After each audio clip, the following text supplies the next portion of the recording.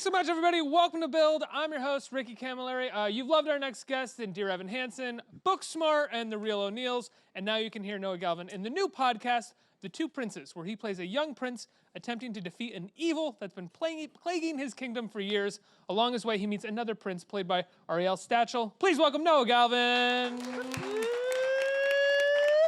Thanks so much for being here. Of course, happy to be here. Good to see you. Good to see you. Been a while. Been a while. Well, not been a while since you were here last week. I was literally here last week. I realized this is my fourth build. I've done one for a TV show, one for a Broadway show, one for a movie, and now one for a podcast. Really? Yeah, that's gotta be some sort of like EGOT situation. I think you might have done more than that. I Really? think you did 2 for The Real O'Neills. I very well might have. This might be number 5. This is number 5. You know better than I do. You've done 1 for every year I've been here. Congratulations. Thanks. No, let's talk about The Two Princes. Happy anniversary. This is a pod. What made you want to do a podcast, a dramatic podcast? Something I strive for within my career is variety, and I, am happy to say I've gotten to do a lot of different stuff. I've stretched a lot of different artistic muscles within my self. And audiobooks they've always been some of the work that I've held like nearest and dearest. I did Perks of Being a Wallflower back in the day. I read that audiobook. I was nominated for an Audi Award this year for another book. What book? It was called The Courage to Be Unliked. Not totally sure that's accurate, but look me up on audible.com. You were nominated. I was nominated. Did not win, but I was nominated. But I love audiobook work. I love voiceover work. And with audiobooks, it's fun to sink your teeth into like a whole story and get to play all the characters and just read aloud for hours on end. But with a podcast like this, it was a cool opportunity because I got to really sink my teeth into one specific character, which is, as an actor, something that I love to do. And so it being like a purely like sonic medium, I just think it's new and it's an interesting new form. Can you obviously after you record and you're with the other actors, they go and they're adding in sound effects, they're adding in music. Yeah. But it's much different than recording something for an animated movie where there's visuals that can accompany it. Can you listen to this? Have you been able to listen to yourself and with the other actors?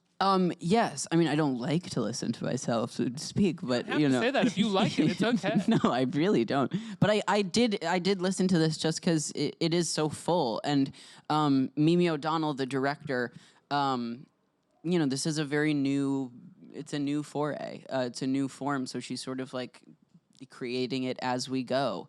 And so she thought it would be cool because it's, often if you're doing voiceover work, you're in a booth, very isolated, you're alone, and you're sometimes looking at visuals and sometimes not. You're just working with a director who's telling you, now say it this way, now say it this way. But give us one like this? Could you give us one like Exactly. Yeah. But with this, it was really cool because Mimi wanted to really honor the fact that it was like a TV show, like a play.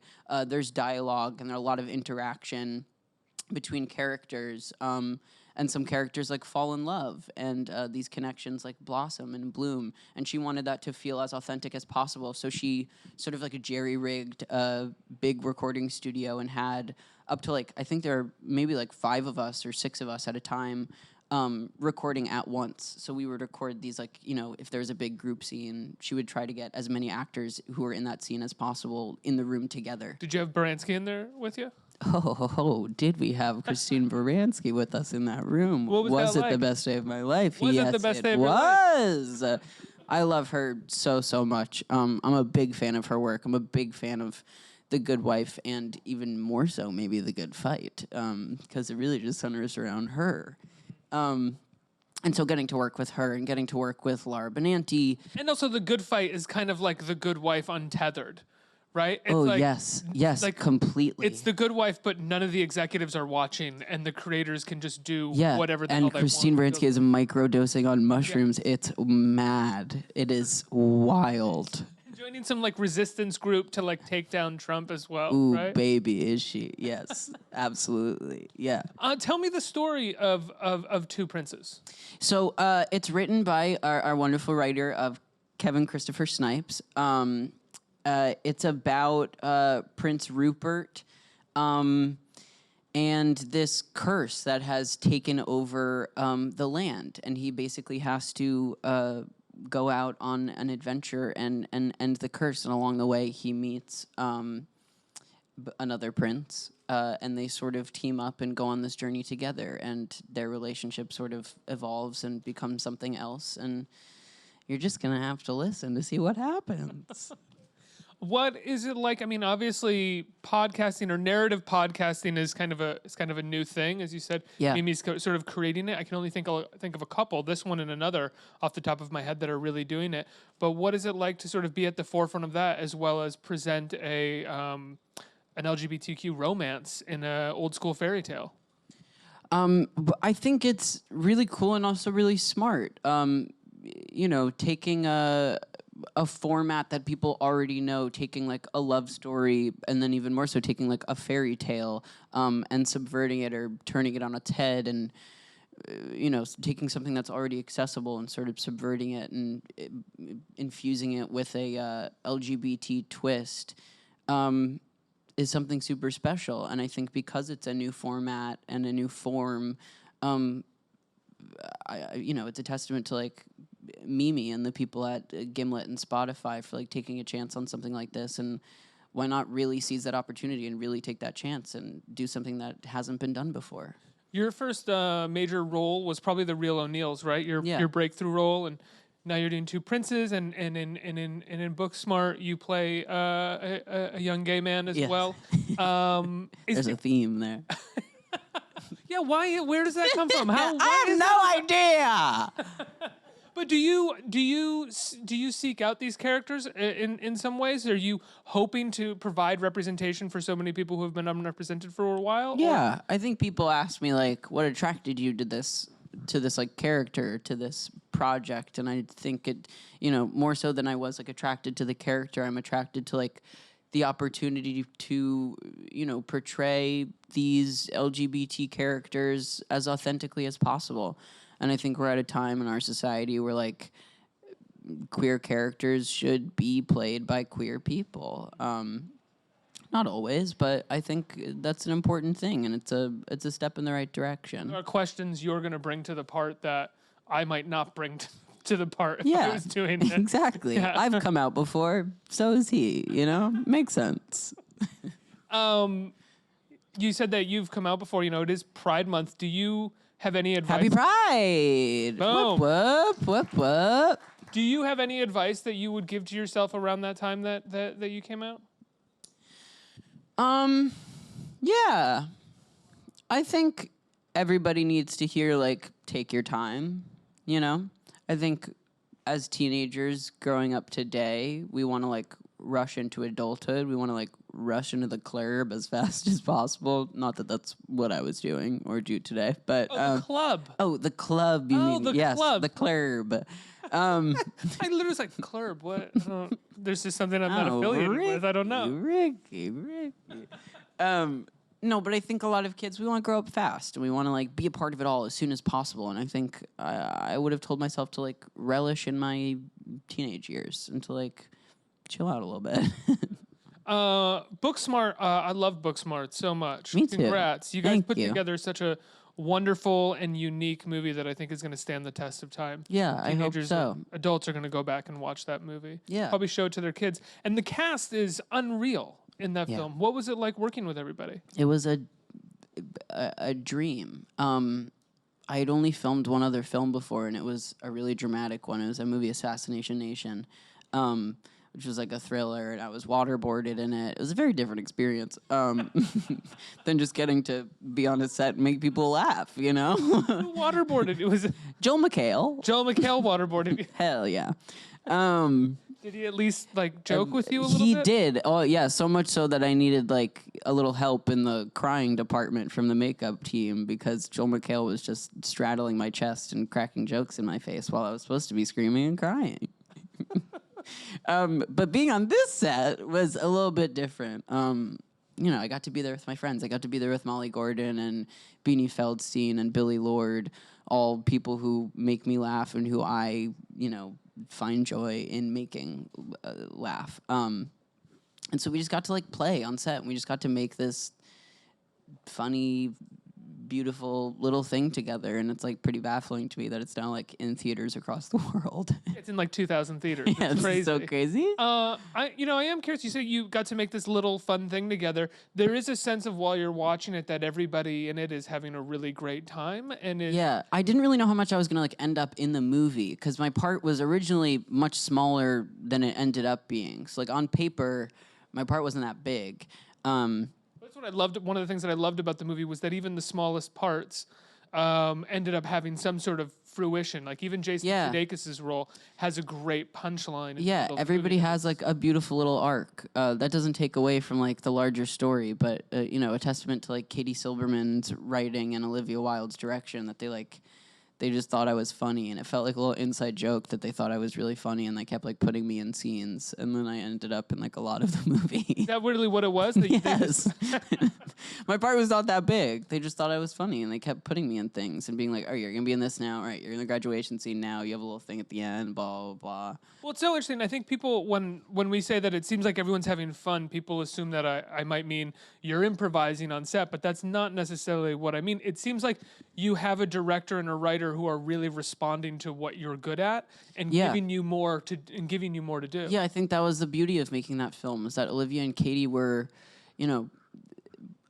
open to being inspired by us as actors and inspired by like the things around them, and didn't stay like so regimented to the script, even though most of these jokes in the movie that make you laugh are from the brain of Katie Silberman, but also a testament to their creativity to be able to like see me, belting stupid songs like Offset when we yell cut, and then them being like, you know what, you're gonna be in the karaoke scene now, and then they like write me into the karaoke scene like so seamlessly, and it like works and fits, and yeah, I think they're just a genius duo. Did you find that was often the case with the Real O'Neills? I mean, you guys did 2 seasons or 3 seasons of 2 seasons, yeah. 2 seasons. Did you find by the second season the writers were responding a bit more to you guys as actors and writing for you at all? Yeah, I'd say that started pretty early on. Pretty early on, the writers realized like I could sing and dance, and they're like, "Ooh, baby, we're utilizing that." And there was also a writer named Kristen Newman in the writers' room who realized very early on that I had really hairy legs and thought that was hilarious. So there are 2 episodes out of the like 30 episodes of The Real O'Neills. There are 2 of them about my hairy legs. Did you enjoy doing a sitcom? I did a lot. I think the beauty of this of being on a TV show like that is that there was like a home base. We were shooting on this lot, and we got to like go there every day and have like create a little home for ourselves. And the cast felt like a real family and like a real community. And being the lead on that show, I got to like be ambassador to all the guest stars and co-stars who would come in, and that was I like playing host. That was like the most exciting thing for me. Was that strange for you at any point to sort of be the lead and the host when there were sort of veteran actors as well? Yeah, when Martha Plimpton is like right in the corner. Yes and no. I think I was also able to just soak up all the knowledge I could from Martha Plimpton and Jay Ferguson and all these older, very seasoned actors who have been around the block once or twice. And so, yes, a little daunting, but also like a beautiful opportunity to just learn.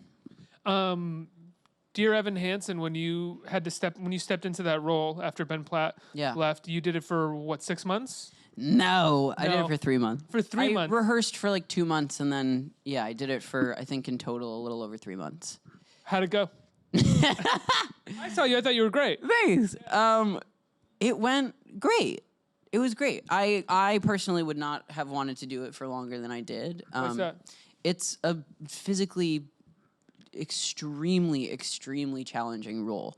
Emotionally, vocally, physically, it really takes it out of you. And doing it more than 6 times a week for 3 months would have added some years to my life, I think. I had seen it with Ben and I saw it with you, and it's so fascinating to see how two different types of actors can completely change a role while Yeah. at the same time it stays the same. Yeah. Because of the writing. How did you ever worry about, because Ben's performance had somewhat become, I think, iconic in theater. Did you Yeah. ever worry about how you were just going to end up naturally changing it because of who you are and what type of performer you were? Yeah, I don't know if I was so much worried about how I would like shift the role or change it, but just stepping into what became an iconic performance was daunting for sure. A scary task for anybody. What did you do to dispel that fear? I just remind myself that I am a different actor and I am inherently going to bring something different to the role, and it's not going to be Ben's performance, but it's going to be my own, and that's okay and special in and of itself. Also, I didn't really worry because Stephen Levinson's writing is so good. His book, I think, Pasek and Paul get a lot of credit because they wrote a beautiful, like, timeless score. But his book is tight. But his book is tight, baby. I didn't mean. I meant actually tight. I know, toy, like a toiger. Yes, tight. Not like tight. Like that shit is tight. Yeah, Dear Evan Hansen was tight. It's tight, dude. Not how I It would is though. describe it. Very sad as well. No, but Stephen Levinson wrote a funny, like crisp, heartfelt, beautiful book, libretto, and it's like seamless. And so I didn't really worry because I just got to really like rely on the text and lean into the material. And it just took me on a ride, You love doing theater. You started with theater prior Yeah. to the Real Neils, and this is sort of a version of theater. I think The Two Princes. Yeah. Are there? Is there a part on the stage that you really want to play, that you desperately want to play? Yeah. Yeah. My dream role has always been to play the MC in Cabaret. And I was cast as the MC in Cabaret when I was a senior in high school. So you've done it. No. It's the only job I've ever gotten fired from. You got.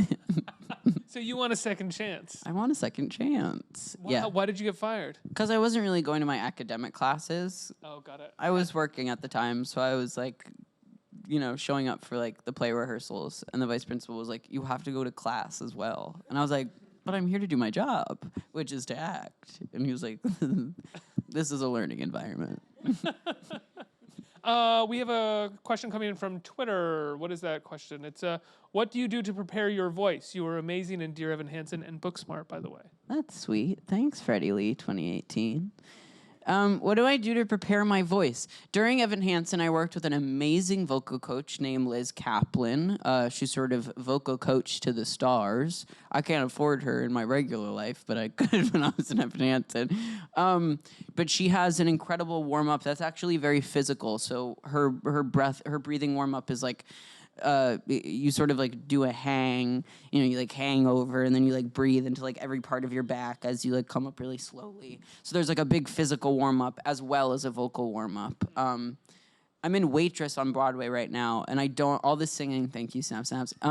The singing isn't as challenging, so my warm up isn't as in depth for Waitress, but for Evan Hansen it was pretty intense. I was also living in a building with a steam room, so if you can find your way to a steam room or just find some steam around the house. Is that part of your rider for being in Dear? Okay, I will be in the show, but you need to put me in a building with a steam room. Find me a building with a steam room, yes. It was sort of like one of those like long-term hotel situations, like corporate housing. Yeah. So just me and like a lot of like Russian businessmen in the steam room. And I would kick them out by way of vocalizing. How long have you been doing Waitress? I've been doing Waitress for like a month now.